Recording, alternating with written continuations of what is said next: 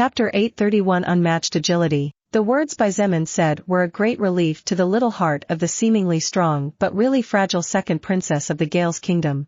Seraphina subconsciously sighed in relief, and when she loosened her grip on the sleeve of the bathrobe Xietain was wearing, she finally realized how sweaty her hands were due to the anxiety she had been feeling earlier.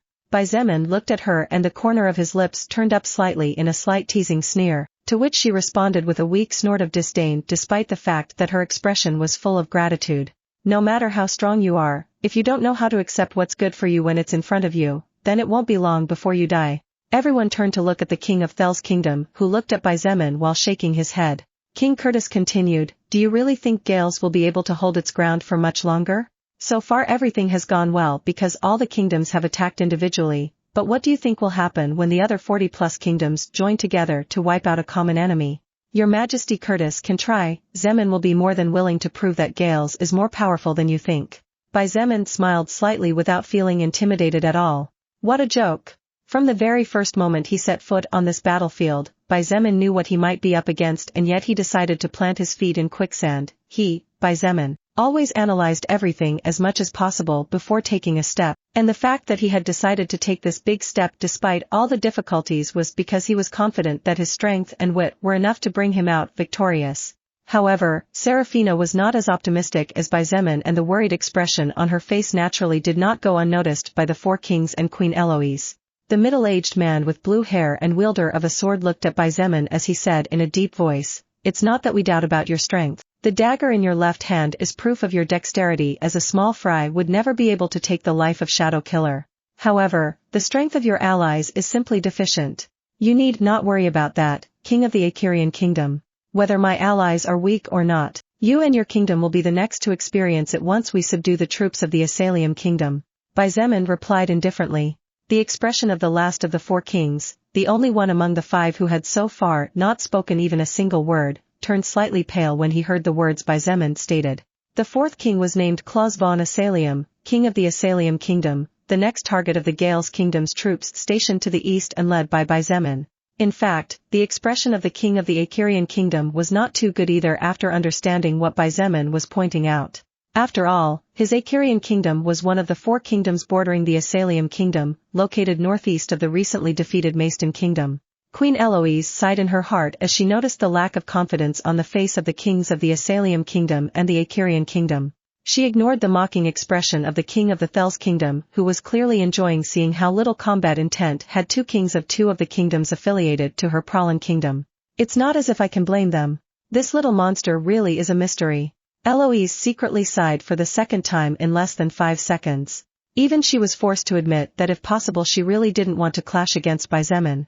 In contrast to King Curtis, who was partially blinded by anger, Queen Eloise could say that the young man in front of them was really terrifying even if he wasn't properly dressed to fight against 5 third-order soul evolvers above level 150. "What do you really want to do, Xietain?" She frowned. A glint of murderous intent flashed in her purple eyes as she slowly said, "What you are achieving by doing this is to weaken and divide our mankind. Do you understand the consequences of your actions? The demon race or any other race could use this to their advantage, dealing a fatal blow to our race." The expression on Xietan's face did not change at all and his voice was very sincere as he spoke his mind in all honesty. "My final goal is to build a truly safe place where no one has to worry about going out into the streets and suddenly being attacked by a demon or mutant beast. To achieve that, war is inevitable, and I think it's clear to the 5 of you and me that in order for something new to be built, the old buildings must first be taken down." "Bullshit." King Curtis cursed as he scoffed mercilessly, "Our human race is united. What the hell are you talking about, you brat? Before you showed up, there were no wars between two human kingdoms for the last 3,000 years. Safe place? All you are doing is destroying that peace and security with your actions." "Peace? Security? You sure like to spew a lot of crap when you talk, don't you? Because all I've seen come out of your mouth is a bunch of nonsensical trash so far. Old dog, you're getting on my nerves, and if you keep this up I'll really turn you into a pile of minced pulp." Xietain pointed at the king of Thel's kingdom with his great sword and the lightning flashes crackled fiercely around the blade, echoing noisily in the silent forest. "Old dog?" Not only was King Curtis surprised, but the other 4 standing next to him were also dumbfounded, staring at Xietain with wide eyes. "This boy really has balls." The king with the 2 hammers shook his head before jumping back as if he was walking away from something. The other two quickly followed him with interesting expressions on their faces. The expression on Queen Eloise's face was ugly, but when she saw the expression on Curtis's face getting uglier and uglier, she knew that no matter what she said things seemed to have reached a point of no return. She looked at Xietain and sighed as she shook her head. Soon, she had retreated more than 500 meters in a jiffy. It was just at that moment when suddenly all the surrounding grass and trees began to die. They lost their color at first, then caught fire, and not even 2 fractions of a second later they turned into ashes that were carried away by the strong winds. Seraphina's little face turned so white that it seemed as if all the blood in her body had been drained out. The aura of King Curtis was something that was far above her newly acquired level 71 from the fierce war against the demons. Xietain stepped forward again, shielding her behind him, and it was only then that she was able to breathe again, gasping for air as she looked ahead in horror. Orc, you. He's the second most powerful mage in the world. Be careful. She whispered with the intention of backing away, as this was not a battlefield she could participate in. Besides, she also didn't dare to buff Xietain for fear that the other 3 kings and Queen Eloise would decide to interject as well. However, when Seraphina heard Xietan's sneer filled with disdain, she couldn't help but pause. Looking at the slight smile she could barely see on the left side of his face as she leaned in slightly, Seraphina's face went even whiter. You can't kill him. If you kill him, our human race will lose a great powerhouse and the other races will take advantage of that, she said without even thinking about her words. I cannot make such a promise, Seraphina de Gales, King Curtis said as he looked at Xietain with wide-open eyes blazing with burning anger. Seraphina was speechless as she looked at the king of the Thels kingdom, not knowing whether or not she should say anything else. She had said those words to Xietain as she wanted to avoid mankind losing another guardian, but apparently, she was misunderstood. Approximately 2,000 bright yellow magic circles appeared in the sky 200 meters high. The magic power danced furiously and the surrounding temperature rose to a point where the earth 1,000 meters around began to lose all moisture and crumble as if it had been punished by drought for several tens of years. In less than a second, the number of magic circles had exceeded 5,000. However, the expression on Xietan's face did not change at all, and before anyone present could say or do anything, his body was surrounded by a golden-colored radiance. Hell's F. The words of the king of the Thels kingdom were cut off when he suddenly felt a hand clutching at his throat. Looking down, King Curtis' pupils contracted to the size of needles and his face went as white as if he were staring at a ghost in broad daylight. You old dog, I told you that you were getting on my nerves and I was even gentle enough to give you a warning. Are you really a dog that doesn't understand human language? Although, my family picked up a little dog from the streets and she does understand us quite well when we tell her something.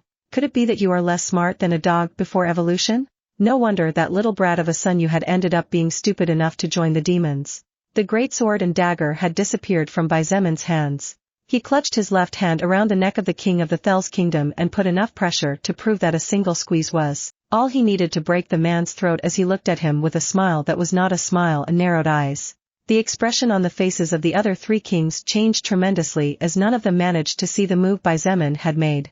What scared them the most was the fact that when they turned to look at Eloise, who had the highest level and was an agility-based warrior, the face of the Queen of Pralin was slightly pale as she looked at the young man surrounded by a halo of light and golden lightning with shock and disbelief. However, it was no wonder that no one among those present was able to see Xietan's previous movement, as not only had he suddenly moved, but he had also activated overlap regeneration, crimson lightning flash, and even ending sorrow speed from his boots. His agility and thus movement speed were frighteningly high at this moment. His current agility stat was 2,588 points. Only an agility-type soul evolver above level 170 and with tremendously pure soul power would, perhaps, be able to compare to Xietain in this state. Not even a normal level 200 soul evolver should have this much agility. Despite her shock, Queen Eloise hurriedly shouted, "Don't kill him. If you kill him it will be impossible for us to reach peace and we will have to go to war whether we want to or not." "Don't worry, Your Majesty Eloise." Xietain let out a chuckle again as he looked at the terrified King Curtis with ice-cold eyes. If possible, Xietain also wishes to avoid a war and as many deaths as possible, so I won't kill him, but he isn't going to leave this place in one piece either. The face of the Queen of the Pralin Kingdom turned white, but long before she could open her mouth to say anything, a scream that carried great pains shook the souls of all who were unlucky enough to hear it. Seraphina and the 3 Kingdom Kings joined the Queen of Pralin, staring with open mouths and disbelieving eyes at the right arm that Xietain held in his right hand. He had already thrown King Curtis over 100 meters away, and at this moment the great king of one of the three kingdoms, father of Eventide world, was staring at him in anger, but mostly terror, as he used a skill to burn his flesh, the junction between his shoulder and where his right arm used to once be. At least you have some decisiveness and will, Xietain sneered and threw the arm towards the king as he said indifferently, whether you can join it later or not will be up to you, but you've already gotten it cheap. If you keep bothering me I'll really turn you into pulp. And if you are not willing to accept this result, then come to me. This daddy will crush you and all those who come until there is no trace of you left. Chapter 832 Walking Disaster New Apocalypse. For what seemed like at least a full minute, the only sound that accompanied the swaying of the trees in the distance was the sound of the gasps and grunts of pain from King Curtis, king of one of the three parent kingdoms of Eventide world. Eloise looked at Curtis' arm that had clearly been ripped off using brute force and without any care before turning her attention back to Xietain. You. Although the queen of the Prowling kingdom wanted to say something, she swallowed her words as she realized that when Curtis attacked earlier no one had the intention of actually stopping him. Stopping a powerful mage like Curtis was something that if possible no one wanted to try, because an active magic skill from him was comparable to 4 to 5 attacks from Eloise herself. That's how powerful his magic was. Now that you guys have seen that I really am powerful and the rumors aren't false, how about we get straight to the point? Xietain extended his right hand outward and the purple dagger that once belonged to the legendary Shadow Killer appeared as he pointed at the four kings and the queen. If you're playing me for a fool, then you'd better stop now. Earlier was just a warning, but I won't give a second one. Xietain really wanted to avoid war if possible. At the end of the day, he was not a bloodthirsty lunatic and even less so considering that the other party had no real feud with him. Since the only reason he and they were enemies was because to achieve his goals Xietain needed to get partial control of the other kingdoms. As long as the kings and queens agreed to fight by his side there was no need for meaningless bloodshed. Eloise looked at the four kings, focusing mainly on King Curtis who was clearly both frightened and angry as he clutched his shoulder grimacing in pain. Curtis, do you have something to say? She asked in a dignified voice. The king of Thels stared at her for a few seconds before turning to look not at Xietain but at Seraphina. Second Princess of Gales, has your kingdom thought of the consequences of losing the protection of the boy at your side? Not only did the other three kings look at Seraphina waiting to see what kind of answer she would give, but even Queen Eloise looked at her with interest. The question King Curtis had just asked was very valid and pointed to much further ahead in time. Xietain was here today, he might be here for the next 500 years or even 1,000 years. However, what will happen once he falls? The wrath of the royal families of the kingdoms that were defeated or forced into submission will definitely be remembered for generations to come, and at some point in the future, one of the coming generations of the Gales kingdom will surely have to face death in blood to escape what could be annihilation.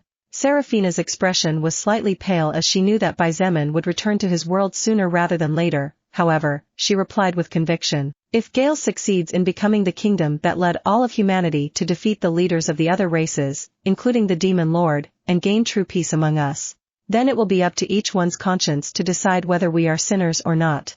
The five looked at each other without saying anything after hearing the words of the second princess of Gales.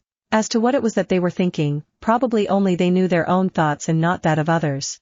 So, Xietain, the queen of the Prowling kingdom looked at him with a serious expression and slowly asked, would you mind explaining what your goal is to do all this? Everyone turned to stare at him waiting for his answer. Xietain lowered his head and did not answer right away.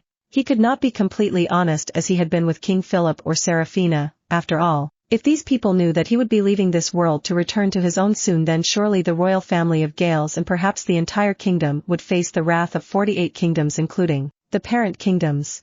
Therefore, he needed to carefully consider his next words. After a few seconds, he finally managed to organize his thoughts and said in a clear and honest voice, my goal is very big, even if I share it with you. You will not understand it and all you will do is see me as a madman. All I can say for now is that what I seek is the good of humanity in general. If my highest goal is ever achieved, then the level of deaths will be reduced to the lowest possible, everyone will be able to live prosperous lives without starving. A place where only those who truly deserve it will live rich lives while the rest will have to live their day-to-day lives for not daring to risk it for the general good. Eloise looked at Xietain, waiting to see if he would continue to say anything else. However, he simply remained silent as he stared at her. She sighed in disappointment and shook her head as she slowly said, don't blame me for what I'm about to say, but everything you said sounds like the words of an edgy teenager who can't see the big picture of the world. Xietain was not offended at all, on the contrary, he nodded. Please continue. Seeing that at least he was someone reasonable, the Queen of Pralin nodded back and continued, "You speak of overall peace and status justice, it all sounds beautiful and perfect like a paradise, I do admit. However, after ruling for over 5 centuries, there is something I have come to realize that you will probably understand in time. Do you know what it is?" He remained silent and waited patiently. She soon continued. "Whenever the gift or misfortune known as intelligence exists, no matter if it is human or mutant beast, war will always occur either sooner or later. No matter the motive or reason, all living beings capable of reasoning for themselves feel good knowing that beneath their feet there is at least one life," Queen Eloise said with a complicated expression on her face. She pointed out, "Thanks to the so-called peace built by our ancestors, we are able to avoid large-scale wars between humans, and in return, we use the lives of other living beings to level up and strengthen ourselves. Even if you really were able to build the peace you speak of, how are living beings supposed to level up without shedding blood?" The words Queen Eloise said had a lot of logic in them. Even Seraphina couldn't help but agree with the Queen of Pralin despite the fact that she was on Byzemin's side. Indeed, Byzemin found himself in a dilemma as to how to reply. If he did not have to hold back, everything could be resolved by revealing that he came from a world that had just experienced the apocalypse twice, a world that evolved from nothing to a stage 2 world in less than half a year. However, he couldn't say that. In the end, all Byzemin could do was sigh, and while looking at the sky he said in a low voice, "Your Majesty Eloise, total peace is naturally impossible. What I aspire to be is not a savior. I only want to build a safe place for my loved ones."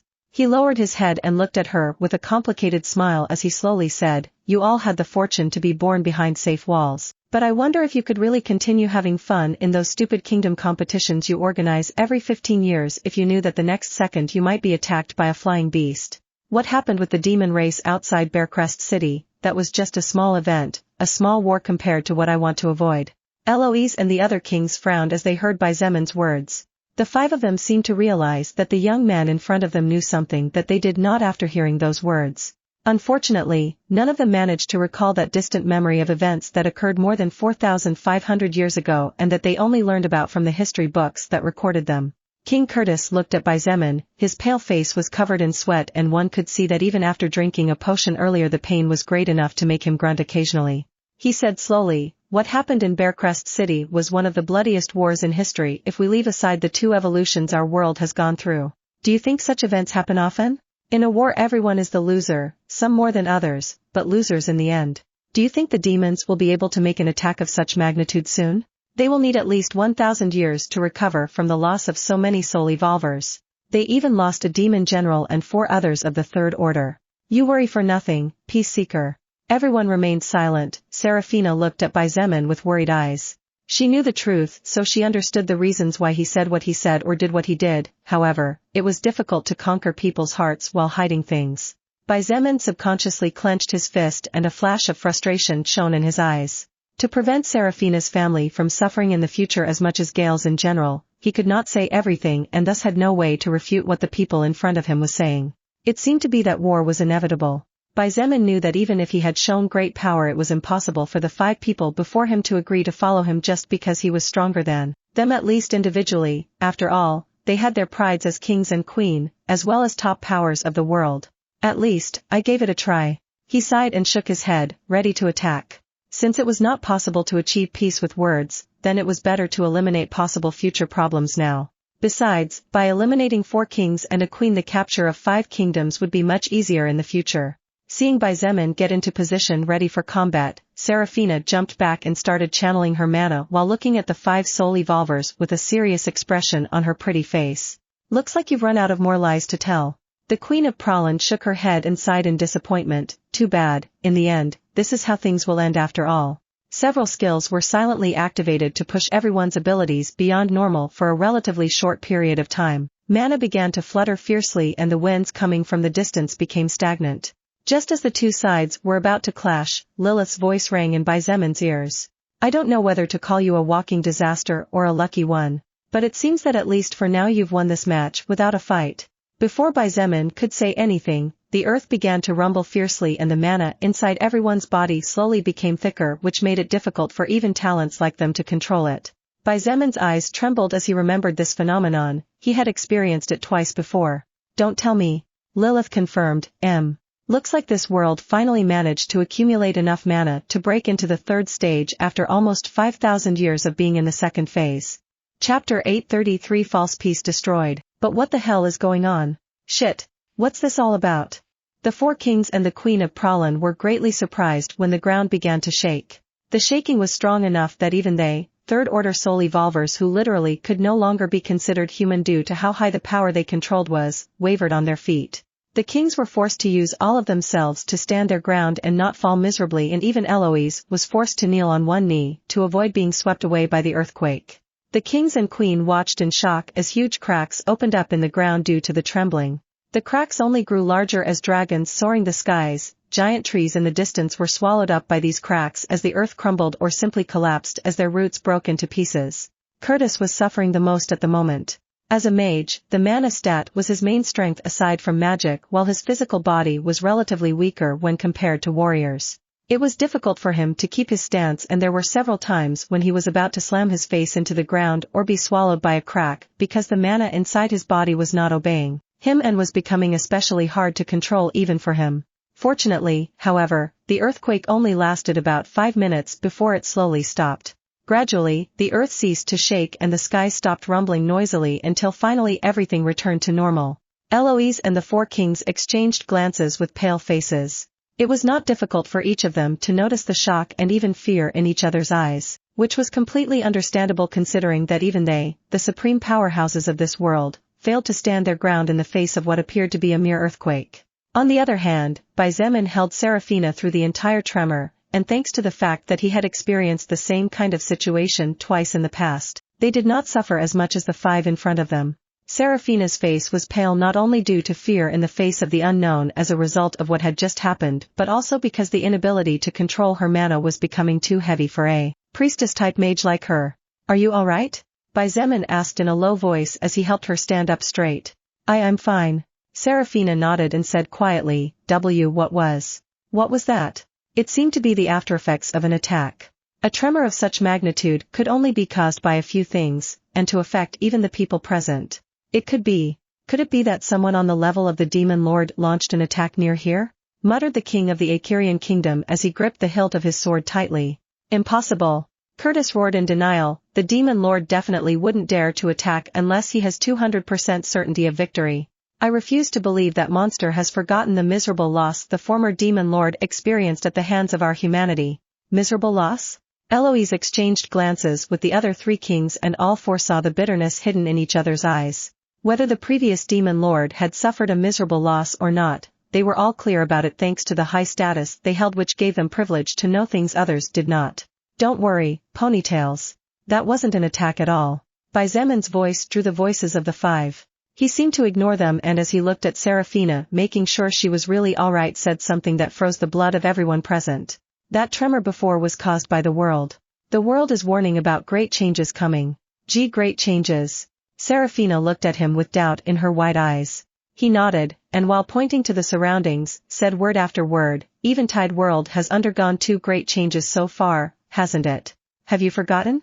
Every time the world is relatively close to evolving, what happens is that fierce tremors become more and more frequent at the same time as the world's mana thickens and increases in quality." For a few seconds, the place was silent except for the dirt and rocks that continued to fall back to the ground after being sent flying all over the place, a consequence of the previous tremor. What the hell are you talking about?" The king of small stature wielding 2 hammers looked at Xietain with wide eyes as he whispered his disbelief. "Third great change?" The eyes of the Queen of Pralin widened and her pupils trembled slightly as she said in shock, "You mean, are you talking about the apocalypse? Eventide world is about to evolve again?" "That's what I said." Xietain nodded. He ignored the expressions on the faces of the 5 people in front of him as a faint smile peeked out from the corner of his lips and said with a hint of mockery in his voice, "I think you guys will now be able to understand how stupid this so-called peace you all feel so proud of is.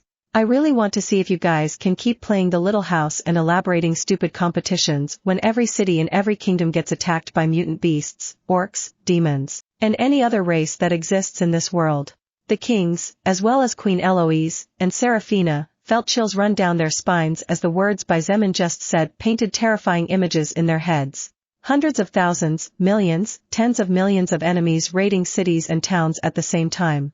The soul evolvers will not have time to sleep properly, the weakest will die without even being able to stand up to the challenges to come. The walls that drew a false line of security will get destroyed and the blood of countless will join to turn into rivers flowing over the dead land. Lies. Klaus von Asalium, king of the Asalium kingdom, roared. Drawing everyone's attention, he tightened his grip on the two white daggers so hard that his knuckles cracked as he said with obvious terror in his wide eyes, "You are lying. The last evolution of our world was about 4,500 years ago. There are still 500 more years to go to reach the limit to which our ancestors managed to foresee before the third stage began. I'm sorry, but with me here I'm afraid that time was shortened, and will continue to shorten as we speak." Xietain apologized in his heart while on the outside his expression remained impassive and he said in an indifferent voice, "I am sure you too have read the effects that the impending evolution of the world has, the behaviors of the world that is about to grow beyond its present stage." Klaus von Asalium's pupils contracted slightly, and as he looked at no one in particular, he muttered under his breath, "Earthquakes never seen before, increase in the amount and density of mana, complete loss of rationality in unintelligent living beings." Before King Klaus could finish speaking, the earth shook again but on a much smaller scale when compared to the previous tremor. Even then, the tremor was not small when the roars of what seemed to be at least several thousand enemies were added to the mix. Under the wide eyes of the king of Asalium, mutant beasts of not so small sizes and orcs wielding bone weapons rushed out from the nearby forests. Some of the creatures began to fight each other fiercely without caring who it was or what race the one they were attacking belonged to, and the only goal they had was to devour the life of their enemy, in order to grow stronger. Xietain watched indifferently as several creatures charged towards them and said in a cold voice, "These creatures are smarter than you. At least they know by instinct that they need to become more powerful to survive whatever is coming." He looked at the 5 third-order soul evolvers and said with a sneer, "Lady and gentlemen, welcome to the real apocalypse where there is no peace. At this point no one is safe and, who knows, one of us could suddenly lose our lives by being attacked by a flying beast." The faces of everyone went white and Eloise blushed with embarrassment as she remembered what she had said earlier. Fortunately, her experience as a ruler was not small at all, so she quickly adjusted her mood. "Xietain, let's put our differences aside for now and clean up these beasts. We can discuss again later regarding the situation from before," the Queen of Pralin said at the same time as with a swift movement she unscrewed the whip-like sword tied to her waist. She leaned her body forward as she looked at a group of over 600 mutant beasts being led by what appeared to be a horned elephant in silver-colored armor, and at the same time as she activated her dominant cut skill, she slashed fiercely forward. The edges of the whip-like sword were covered by a faint layer of shimmering silver color, and to Xietan's surprise, it extended over 1,000 meters in a jiffy. Swoosh! Swoosh! Swoosh! Swoosh! Swoosh! Swoosh! Swoosh! Swoosh! The mutant beasts had no time to react at all when their bodies were cut in 2 halves. Blood and flesh flew everywhere, bodies split apart and internal organs fell to the ground making chilling sounds before the lifeless corpses collapsed. The most unfortunate ones that didn't die immediately roared in pain and wailing before finally receiving their eternal rest. "I'm sorry, Your Majesty." Eloise, Xietain shook his head, and while looking at the surroundings cautiously, he said coldly, "Things have changed given the circumstances." "What?" Eloise looked at him as she kept attacking, easily slaughtering hundreds of enemies with every swing of her weapon without even having to activate a second skill. "What do you mean by that? Are you planning to continue your stubbornness even at this moment?" No, it's not about stubbornness." Xietain chuckled and approached Seraphina slowly under her confused eyes.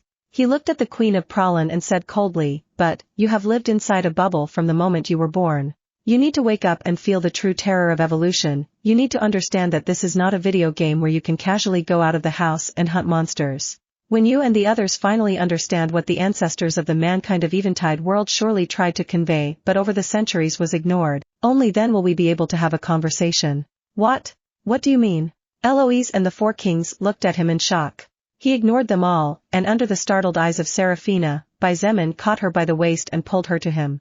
"You let go of me. Let go of me, I tell you." The little princess who acted tough but was actually tremendously shy immediately began to squirm with a flushed face in an attempt to escape his grip. "Tsk." Xietain frowned and without further preambulation dominated her small body easily, tossing her over his shoulder as if she were a bag of potatoes. Because she was still kicking, he said in a cold voice, "Seraphina, do you want me to spank you again for misbehaving?" Surprisingly, the effect was better than Xietain expected. "Wait. And no. I'll be good." Seraphina became as obedient as a little puppy as she soon stopped kicking and stood quietly as he carried her.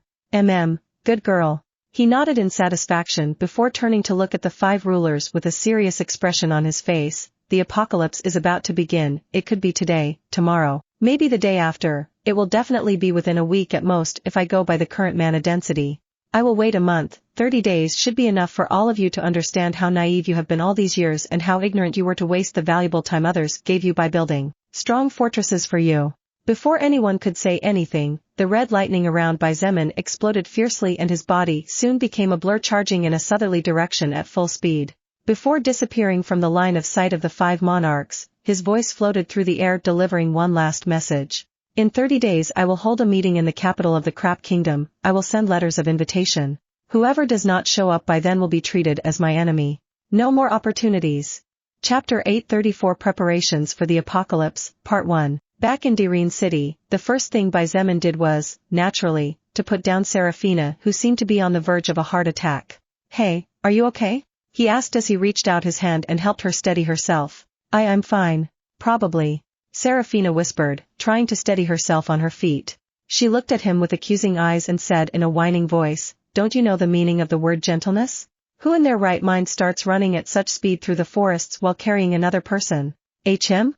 Xietain coughed in a miserable attempt to cover up his awkwardness and embarrassment as he slowly said, "Ponytails, the situation warranted it, don't you think? Besides, look, didn't I bring you back safe and sound? You're in one piece even after being surrounded by 5 soul evolvers above level 150. A feat you can surely brag about for years to come." "Bah, don't think I don't know what you're thinking." Seraphina rolled her eyes and didn't fall for his words at all. "By the way, Seraphina." The expression on Xietan's face suddenly turned serious. What's wrong?" She blinked uncomfortably at his intense gaze. He stared at her and said in a deep yet gentle voice at the same time, "I don't know if the color you see my name with under the effect of your Fate Eyes skill is red or if it is blue. However, I want you to know that fate is not sealed in stone as long as we are still alive. Every action we take will lead to a different outcome, and as I just said, nothing is 100% certain." However, Seraphina didn't agree with him too much apparently, as after a brief silence she looked him in the eye and said in a serious voice, "The skill Fate Eyes inherited by my mom from her family and later inherited by me and my older sister does not fail. It is a 4th-order passive skill. What the skill says is the irrefutable reality." Xietain scratched his head and a glint of frustration shone in his eyes as he looked at the young woman in front of him. To keep Seraphina's possible feelings for him from growing, Xietain had to find a way to make her understand that nothing was certain. Of course, he might also be overthinking it and maybe Seraphina only saw him as a friend, at least that was what Xietain hoped. After a brief pause, he remembered what kind of existence was considered according to an extremely powerful and knowledgeable being such as Lilith. "Seraphina, before you met me would you have thought that a 1st-order level 50 soul evolver would possess enough power to fight existences at the King of Kingdom level?" Indeed, upon hearing his words, Seraphina's previously firm expression showed hesitation for the first time. She looked at him hesitantly, and after a moment of silence shook her head. "I did not." In the eyes of Seraphina and probably everyone who knew him, Xietain was simply an anomaly of the world. A soul evolver like him who was capable of breaking the rules just for the mere fact of his existence should simply be a product of the imagination but never a reality. However, here I am. In front of you. A level 50 soul evolver capable of overwhelming 3rd-order existences above level 150. A 1st-order being capable of killing the legendary Shadow Killer. Xietain said as he looked at her with a gentle smile. "That's true," she whispered, slowly lowering her gaze to look down at her toes with a confused expression. Seeing her like this, a somewhat bittersweet smile grew on Xietan's face as he realized that while his message had been received and understood, though the price to pay had been to make the young woman in front of him doubt something that had practically been her faith until today. In an attempt to make her feel a little better, he added, "What I mean by this is that nothing is absolute. Your Fate Eyes skill is very powerful without a doubt, however, it's probably not 100% accurate. Especially when it comes to a weirdo like me, don't you think? So, let's better not rely too much on things like that and let's strive to forge the kind of relationship we really want to have and not rely on inaccurate information from a skill." Seraphina raised her head and muttered with wide eyes, "Forge the kind of relationship we want to have." "That's right. Forge the kind of relationship we want based on real feelings," Xietain nodded. He chuckled and gave her a couple of pats on the head as he said cheerfully, "Ponytails, if my name is in the red for you then let's fight to turn it green or something." Even the worst enemy can turn into a good friend depending on how willing the two involved are to try. Zemon's words indeed made the young princess of the Gales kingdom begin to rethink several things. For example, were the feelings she thought she was beginning to develop real? Or were those growing feelings just a product of her trying to force things because of her skill-fade eyes? If Zemon's name was not pink and instead was really red, would she have saved him or would she have killed him by taking advantage of his moment of weakness when she found him in the forest of the ancients? Zemon was a person of many codes and honor. He was without a doubt a great friend and ally. Seraphina had come to understand that he repaid kindness and goodness with more kindness and goodness. However, if his name had been red instead of pink, she would never have come to understand it, as her action at the time would probably have been very different than the one chosen. Freewebble.com. She had a lot to think about, and clearing her mind was not something that could be done in just 2 or 3 days. Especially considering that the heart was involved, and like everything else involving feelings, such things needed time. Without waiting for a response, he began to walk away. However, seeing him walk away, Seraphina quickly snapped out of her dreamy state and asked aloud, "Orc, where are you going?" "I need to organize the troops." "Have you forgotten the situation we are in?" "Get ready yourself too, ponytails. We're moving towards Gales, in a big way." "Moving towards Gales and in a big way?" she muttered under her breath. Unfortunately, when Seraphina finally understood Zemon's crazy plan, he was nowhere in sight. Due to the tremor that affected everyone in general, all the inhabitants of Eventide world regardless of the kingdom they lived in began to wonder and fear what was happening. The fear of the citizens grew as tens of thousands of unintelligent creatures began to appear from the forests and deserts, attacking the cities and towns with ferocity that was rarely seen but that no one alive had ever witnessed on such a colossal scale as this occasion. The kings of kingdoms other than the 5 kingdoms that were with Zemon on that occasion also did not understand what was happening at the beginning. After all, what reason did they have to associate an earthquake with the evolution of the world? Although there were records left behind by past generations, those records had been almost completely buried after several thousand years. On the first day alone, more than 2 million human lives were lost as a consequence of the sudden and unexpected attack of mutated beasts and other races such as orcs and man-eating plants. Considering that a kingdom like the Gales kingdom had approximately 12 million or 13 million inhabitants before the assault on the other kingdoms began, the death count spoke for itself as to how terrifying the beginning of what was in fact not even the true apocalypse had been. For the first 2 days, only a few knew or had any idea what was going on. However, all the kingdom kings received information that a small number of kingdoms were making large-scale movements. "Hey, it looks like the king of the Xietain kingdom is abandoning the border and retired his soldiers to fortify the main cities. They are probably scared. The troops of Gales could attack them at any time after all. The best option for them is defense. Attacking makes no sense since the troops led by Lord Zemon will crush them." "No, I think there's something weird going on." Don't tell me you don't know? What are you talking about? Stop playing mysterious and say it once and for all. Not only is the Xietain kingdom mobilizing its troops to defend, but there are 4 other kingdoms as well, and among them even the Pralin kingdom and the Thels kingdom are reinforcing their defenses. According to rumors, Queen Eloise Her Majesty even turned on the Earth Goddess shield, which is only activated in times of imminent crisis. What? Don't tell me that even 2 of the 3 parent kingdoms fear Gales, so they have decided to lock themselves in their shells. Hee. You know something? There's a rumor that King Curtis lost an arm in combat with someone or something. Curtis? Are we talking about that Curtis? You idiot, is there a second king named Curtis in this world? Let me tell you something. Apparently, the king of the Thels kingdom arrived without his right arm to the royal castle 2 days ago, scaring his advisors and trusted men. It is said that he even had to consume a pill made with over a dozen rank 3 healing plants to slowly restore it, but even now he is not in perfect condition as before. Is that news even reliable? It's not that I don't believe you, bro, but King Curtis is the second most powerful mage in the world, right behind that monster of the demon race. It's hard to believe that one of the world's most powerful soul evolvers would suffer such a casualty. Hee. Who knows, so say the rumors circulating among the kingdoms now. But hey, we'll see as the days go by. Haha, the king of Thels will have to show up someday, right? Especially now that his kingdom is taking defensive positions as if they are about to face a great enemy. Big news. Big news from the south. What? What happened? Yesterday, several people in the capital of Gales saw over 30 diurnal bats flying over the city and disappearing over the horizon. Apparently, the royal family of Gales sent messengers again to all the kingdoms of the world.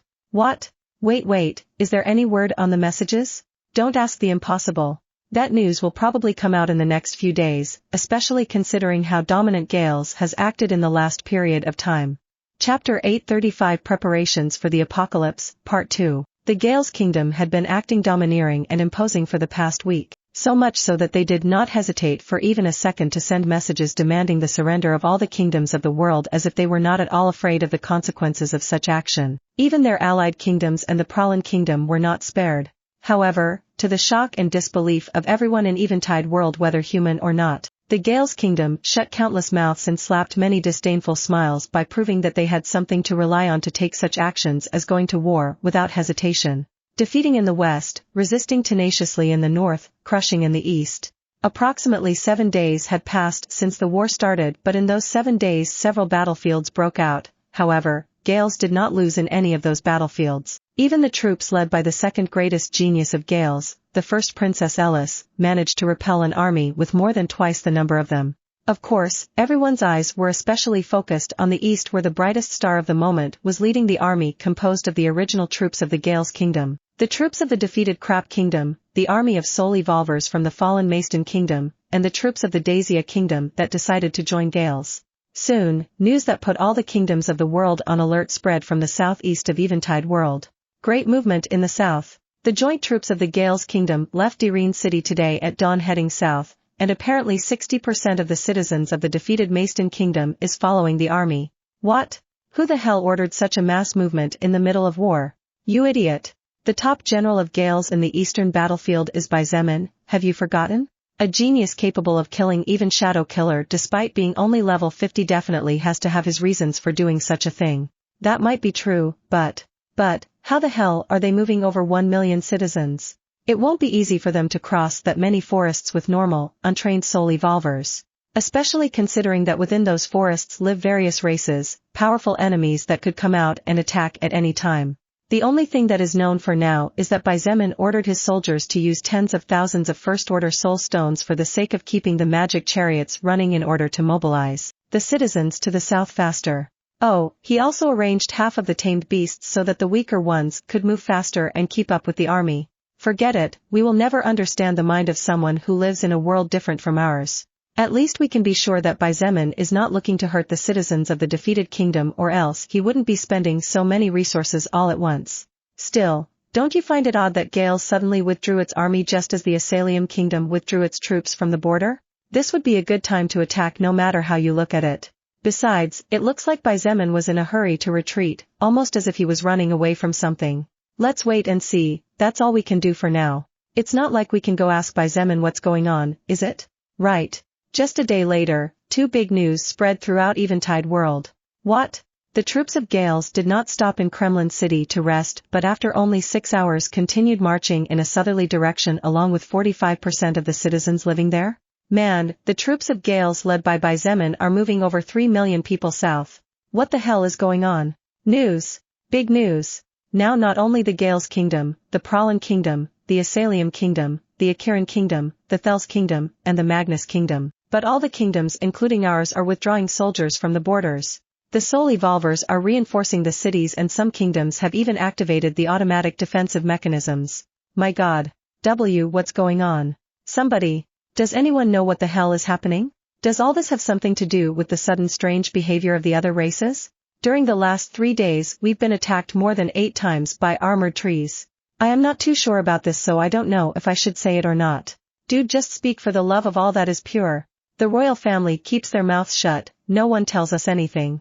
We can only speculate to get a possible idea of what we will face. Like I said before, I'm not too sure about this, but doesn't this look like the coming of the third apocalypse? No one knew who had been the first to say those words. However, it was true that when everyone began to study ancient records left behind, there were some people who slowly began to discover disturbing things that chilled everyone's blood, even though it could not yet be confirmed. However, on the evening of the 3rd day after the tremor, the royal families of all the kingdoms of the world finally made known what everyone wanted to know, but at the same time hoped was not true. Citizens, nearly 7,000 years ago, our world changed forever when the mysterious entity we all know as Soul Record arrived in Eventide world. The arrival of the Soul Record was considered humanity's first apocalypse, the first real great test that all our ancestors fought and bled to overcome.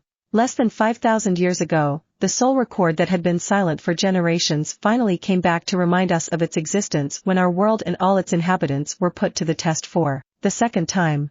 I fear that this time could be the third great test of survival our race will experience. The moment those words were announced by the kingdom king himself or by the queen of each kingdom of the human race herself, all of humanity trembled.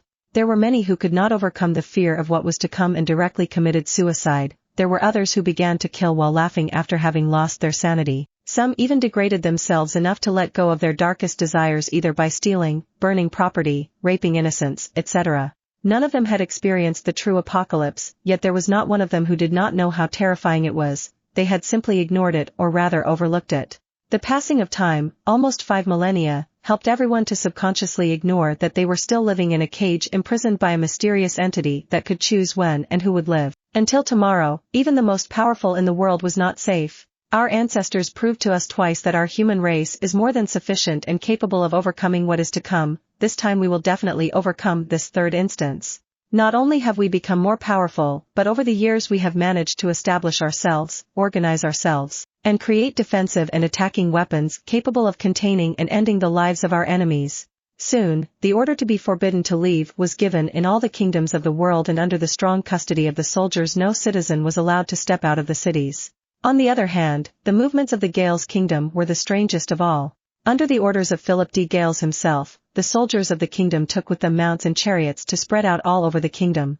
In just a day and a half, 90% of the territory controlled by Gales was abandoned. 4 of the 5 major cities became ghost towns and the 20 or so towns became lifeless graveyards.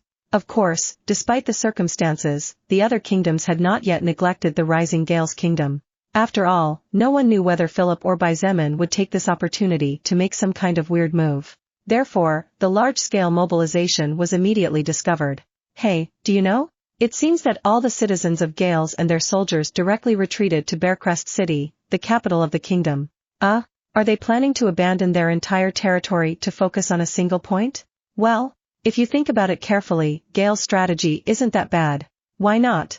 In my eyes, it's a lousy strategy. It would be easier to weaken the attackers at different points, split them up. Now that they have gathered at a single point, the other creatures will focus on that place to attack, and the soul evolvers of Gales will have to face a many times larger encirclement. In retrospect, they are now as strong as ever with extremely difficult defenses to break through. Besides, what's the point of having so much territory if at the end of the day they are annihilated? The territory can be regained after passing this test. If they fail, then nothing makes sense. I think it's a good strategy. There were divided opinions on the matter. However, there were a few kingdoms that decided to follow the strategy of Gales, and soon there began to be large-scale mobilizations. Surprisingly, humanity showed considerable unity in each kingdom, as even the kings and queens did not hesitate to take out colossal numbers of soul stones to mobilize the luxurious magic carriages. This move also served to win the hearts of countless. However, the kings and queens knew that if they passed this test they would obtain many times the number of soul stones invested. Approximately 7 days after Xietain separated from the 4 kings and the Queen of Pralin, he and his army finally reached the borders of Bearcrest City. Standing atop the white walls, the King of Gales, who now looked like a 55-year-old man, looked straight-backed at the sea of people who had stopped outside the city. This boy. He left with a defeated army, unwilling to listen to his orders 100%, but look at him now. He has returned with over 2 million soul evolvers ready to fight and millions of survivors. Standing next to her father, First Princess Ellis smiled slightly as she said in a proud voice, Xietain brought all the citizens of the Maeston Kingdom who were willing to listen to him and determined to follow him all the way here. If the others hadn't been stubborn about it, the sea of heads in front of us would probably be twice as many, father. The king gave his daughter a sidelong glance and after a moment of silence asked weakly, Ellis, do you really want to follow Xietain? I've had a good talk with him before. That boy is madly in love. The odds of him accepting you someday don't seem to be too high. Ellis' expression did not change. Her violet eyes were resolute as she said confidently, there is no rock that can withstand the wear and tear of running water, father. It may not be tomorrow or next year, but how about 100 years from now?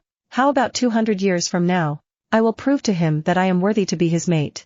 Feelings will grow on their own in time, and before you can know it, you will have grandchildren pulling at your hair. Sensing his daughter's confidence and decisiveness, the king could only shake his head as he watched 2 black horses approach from a distance.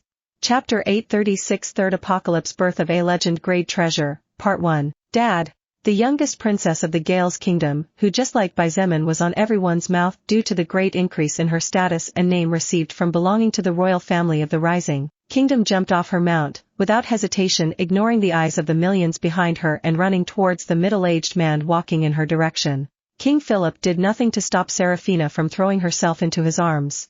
Unlike in the past, he preferred more a hug from his daughter that he could have at any time over the dignity that could only be obtained on certain occasions in front of the masses. Because unlike in the past, King Philip had understood with the loss of his wife Helena that the hugs he usually took for granted could disappear at the least expected moment. Byzemin raised his hand in silence, and the troops, as well as the citizens who followed him from the northeast, stopped without asking questions. The generals riding mounts behind him silently watched the meeting between father and daughter. Approximately half a month had passed at the most, however. The dangers that Philip de Gales and Seraphina de Gales faced during those days were so extreme that neither of them was guaranteed to see the other again. After several seconds of hugging, the King of Gales slowly released his grip on his youngest daughter. He looked into those two emerald eyes that sparkled like precious jewels, and although he noticed some confusion in them, what mattered most to Philip was the fact that she was safe and sound in front of him. "Thank the gods you are well, child," the king sighed. Seraphina wrinkled her little nose to hold back the urge to cry and said with some concern, "Dad, I heard you were wounded in the northwest during your battle against the enemy king. How are your wounds?" "Ha ha ha." King Philip laughed loudly and even slapped his left shoulder hard as if to show that there was nothing to worry about. "That old thing managed to give me a good cut with his sword, but in return, I pierced his brain with my spear. After resting for a week and receiving treatment from various healers, I find myself ready to return to the battlefield and fight 50 or 60 more rounds." Seraphina looked at her father with a dead expression on her face, and before the great King of Gales, who was now one of the 6 brightest figures in Eventide world, could react, she slammed her small fist into his right shoulder. Bang! Ow!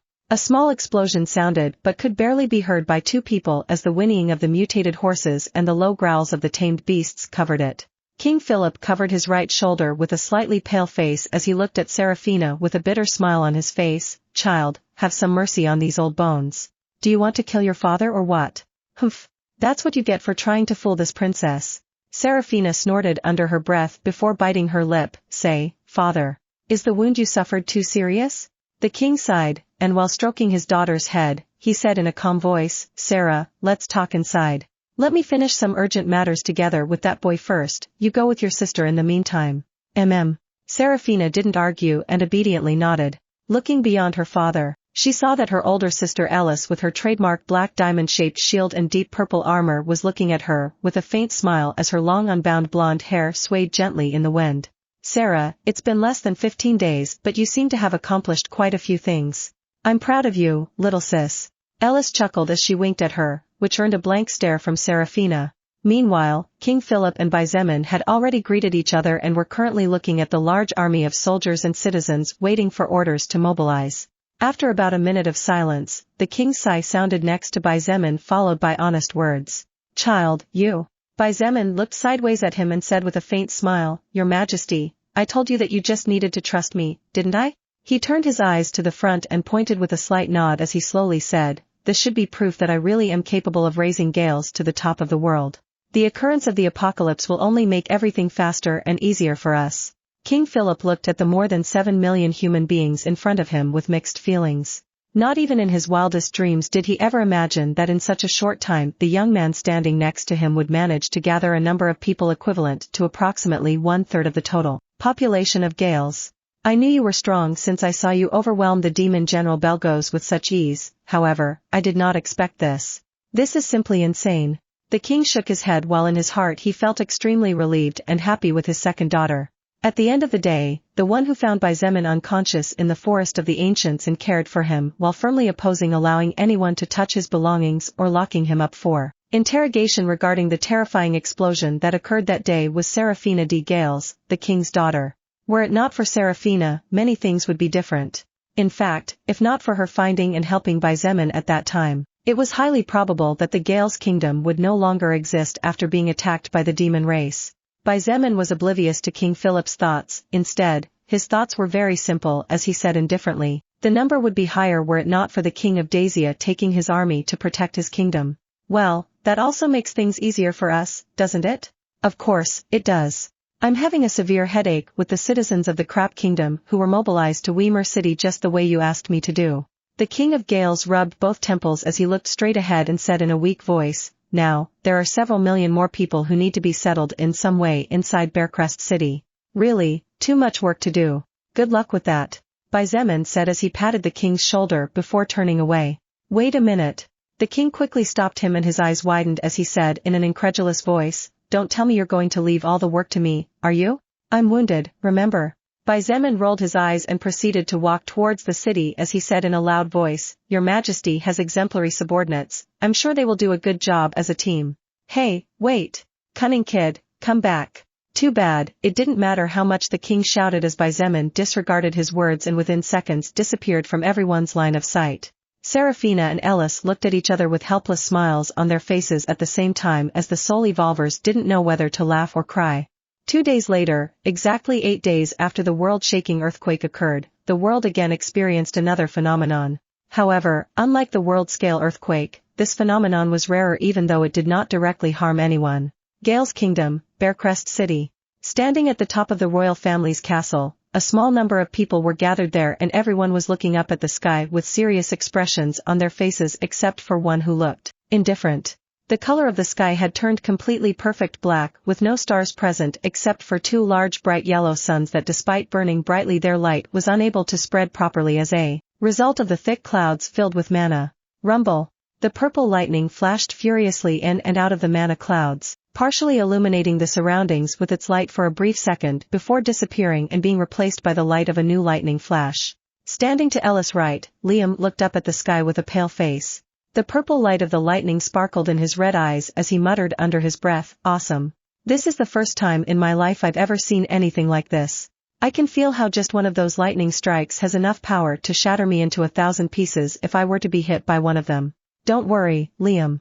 I'm sure not even the oldest tree or root in the world has lived long enough to see this kind of sight. Ella said in a serious voice, clenching her shield tightly as she looked skyward with a slight frown. Seraphina's face was completely pale and the fear in her eyes was so great that anyone would find it hard to understand. However, Seraphina simply could not explain it as due to her special world priestess class she was able to feel the will of the world strengthen, but along with that strengthening, there was fear. The world seemed to be trembling as if it feared something or someone. It is really happening? She asked in a whispering and barely audible voice amidst the constant rumbling. After a few seconds during which everyone remained silent, Philip D. Gales slowly said, all citizens have been ordered to stay inside the shelters that were built 400 meters underground in order to avoid large-scale losses in extreme situations. Fortunately, those shelters were built to be almost as big as the city, so despite being quite tight, everyone managed to find a space there. Rumble. What responded to the words of the King of Gales was the much louder rumbling of the sky. He continued, this time speaking louder to be heard, over 2,500,000 soul evolvers belonging to Gales, Crap, and Maeston have been stationed to the east, north, and west of the city. The magic towers used to attack any type of air-type magical beast have been moved to the southern mountain.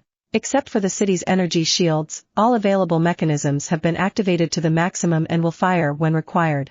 Rumble! This time it wasn't just the sky but the ground also began to rumble so hard that the castle itself seemed to shake for a split second. It's starting. Xietain said in a flat voice as he looked off into the distance with an indifferent expression on his face. Everyone's expressions changed when only seconds after he said those words they noticed how the giant trees barely visible from a distance thanks to their heights began to fall one after another. They are magical beasts and orcs, shouted Liam loudly as he looked westward with a frown on his face.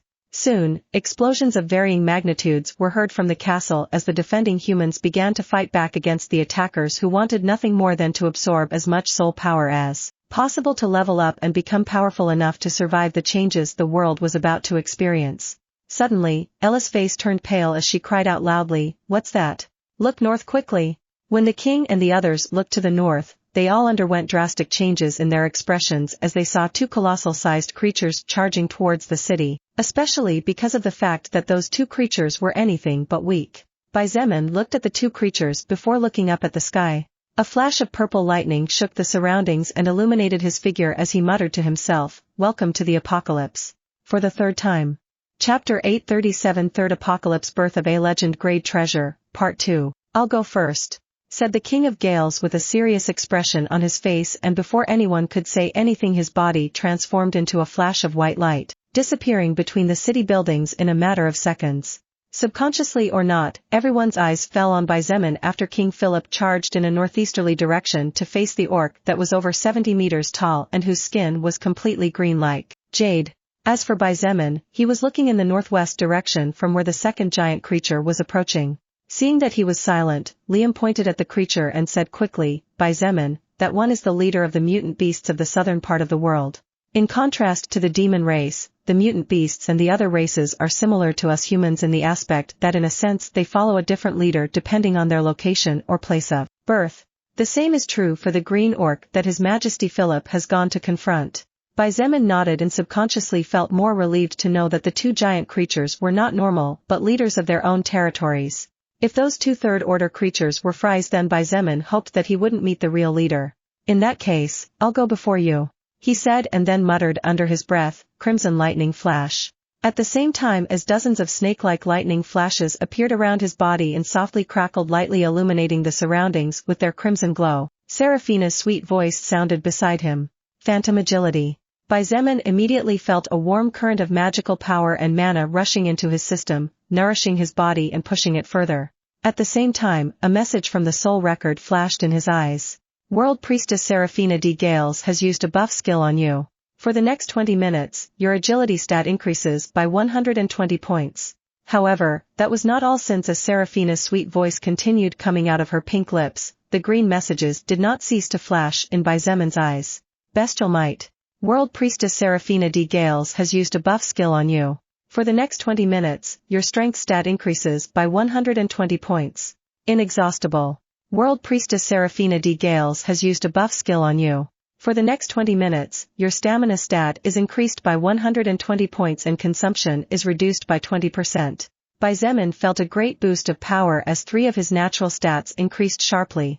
He turned slightly to look at Seraphina, but given the circumstances, he didn't have time to praise her for her impressive skills. Thank you, Ponytails.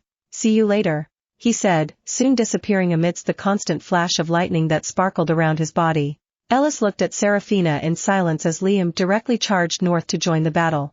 Anna, who was also standing next to them, looked at the second princess with a very suggestive smile as she said quietly, Seraphina, I wonder why you didn't use boosting skills on your father, His Majesty the King, but you did use on Xietain. Giles came up from behind and put an arm around Seraphina's shoulders as if she were a drinking buddy of him and said with a big grin, Anna, you don't know. When a girl starts to detach from her father, it's because she's, bang.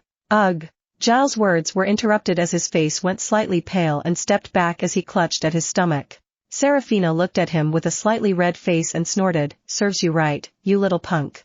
Without waiting for words from anyone, the blushing little princess also dashed off towards the distant battlefield. Giles quickly regained himself, and while gently rubbing the area where Seraphina had struck with her elbow earlier, he sighed, my God, I truly pity the rider who dares to want to tame that wild pony. Xietain stopped about 3 kilometers away from the battlefield where the soul evolvers of mankind were facing the creatures of other races who were not only fighting against them but also fighting each other.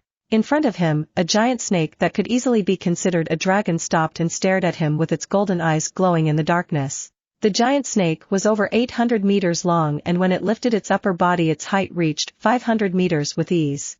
Its entire length was covered by a thick scaly armor of shiny obsidian color, and from the inside of its mouth came a strange white mist that froze whatever it came in contact with. This was undoubtedly the largest creature Xietain had seen so far. However, strangely, he did not feel any hostility coming from the creature towards him, at least not at a level high enough for a battle to break out soon. Looking in an easterly direction, Xietan's eyes glinted uncannily as King Philip did not seem to be fighting the giant jade-green orc either.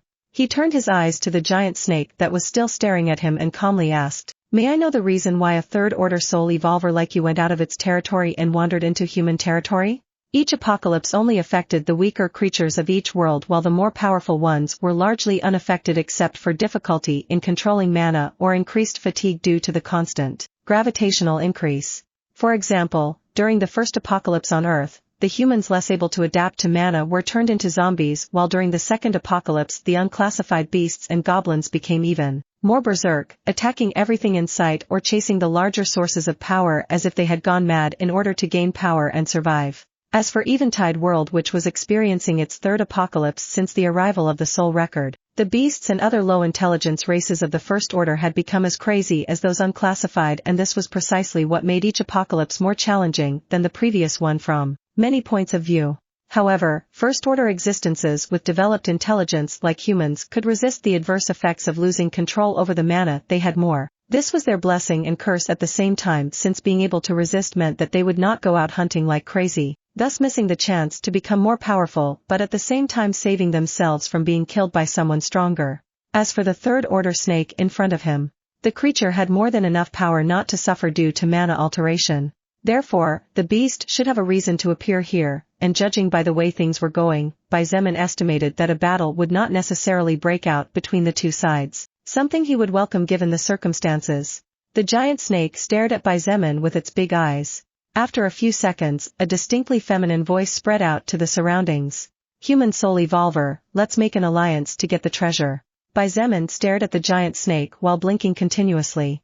He didn't know whether he was more surprised by the fact that the giant snake spoke without even opening her mouth, or by the fact that she wanted to form an alliance with him even though she could definitely sense that his level was only 50. However, what confused him the most were the words of the giant snake. "Treasure? What treasure are you talking about?" he asked with a frown. The giant snake also blinked at his question. "I can sense danger when I look at you, which means that you are strong enough to threaten my life if you and I were to fight. A rare soul evolver like you should have a high enough status to be able to get access to privileged information within your human race. Do you really not know what happens during the evolution of a world?" Xietan's expression changed slightly as he realized that it wasn't all madness and slaughter when a world evolved. In fact, now that he thought about it more carefully, when the Earth first evolved, all living things received a divine treasure called mana, as well as the ability to strengthen themselves to levels no one ever thought possible. Did the Earth also give birth to a treasure when it went through its second stage? Such a thought was naturally born in his brain, and once it took root he could not get it out of his head. Because Xietain had only been on Earth for a few days after it entered the second stage of evolution, he didn't know much about what had happened or what was happening. However, it seemed that when he does return he will have more work to do than he originally estimated.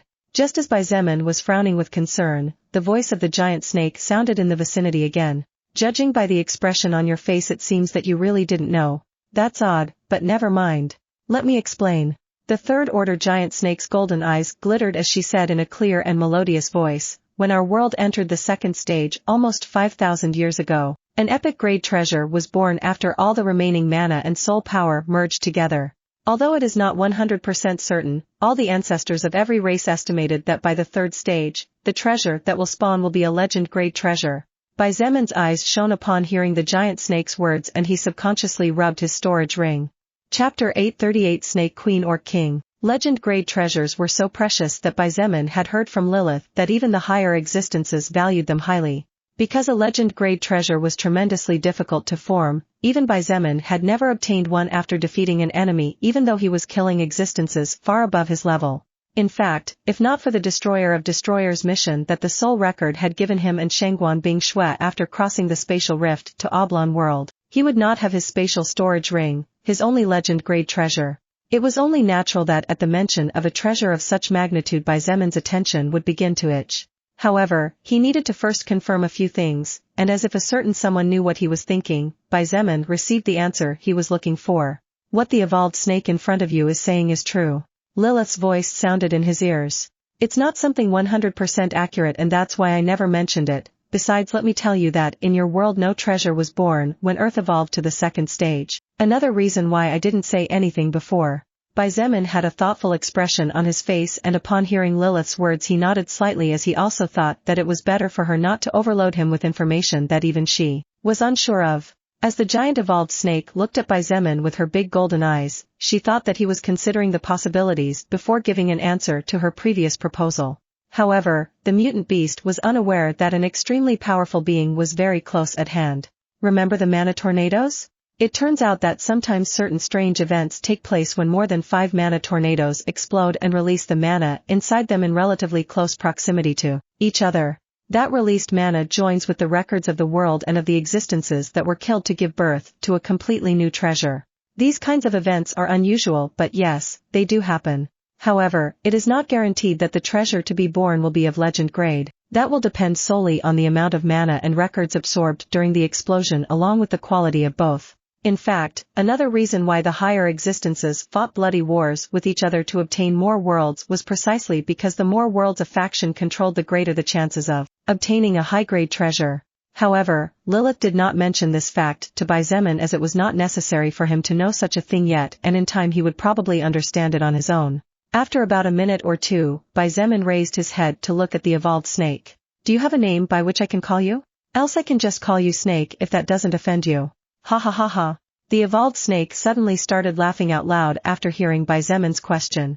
Her laughter was so powerful that the surroundings shook and the mist coming from the sides of her mouth became stronger as now even her body began to acquire an extra layer of frost. But oddly enough, it didn't seem to affect her at all.